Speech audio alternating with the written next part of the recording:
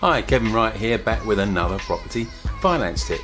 When should you be using bridging finance and when should you instead be using development finance? That sounds like what you want to hear. Stick around, keep watching.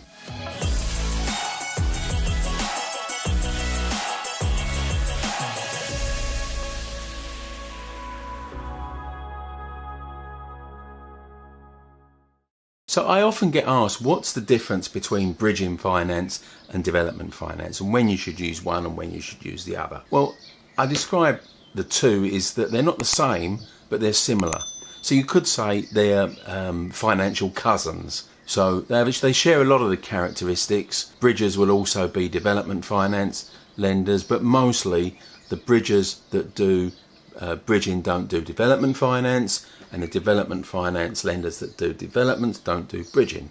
And there's a few in the middle that do both. So what are some of the differences? Well, bridgers tend to like to just fund the purchase or to fund relatively small amounts of refurb work.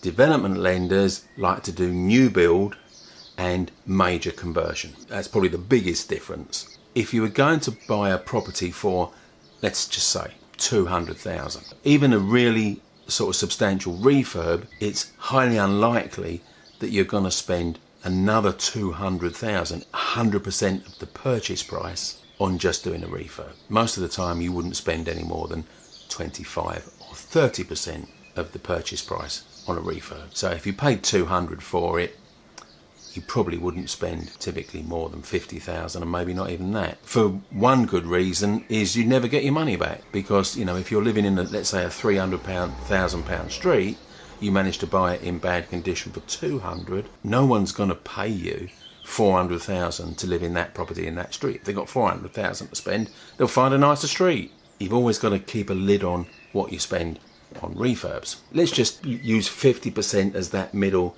line. If it's less than 50% on the refurb than you spend on purchasing it, it's going to be bridging. If it's more than 50% of the purchase price, it's going to be development finance. So let's look at that. You're buying something that's worth 200,000, use the same figures, but this time you want to convert it into something else. So typically, a small commercial building that you want to convert into apartments. So there, you could quite easily spend the same 200,000, 100% of the purchase price, converting it to apartments, and you'd get the return in many cases. If it's more than 50%, then it's usually going to be development finance. Now, what if it's either land or a building, and it's got planning permission, but you don't want to build out what that planning is, you want to go and get different planning. So how would that work? Well, development finance lenders typically will want to lend when you're ready to go on site within a matter of days, and certainly within a matter of a few weeks. So you're going to struggle with development finance lenders if you're not ready to build, because you're going to go through planning, and that's going to take you another 2 or 3 months. So what would you do there?